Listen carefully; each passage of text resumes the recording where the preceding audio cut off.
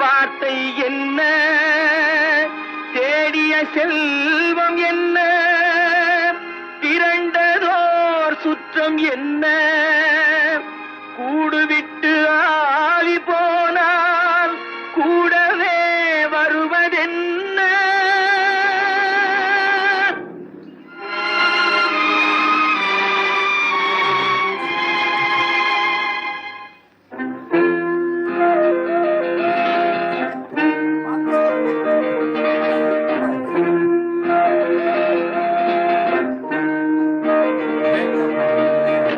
வீடு வரை உறவு, வீதி வரை மனைவி, காடு வரை பிள்ளை, கடைசி வரை யாரோ.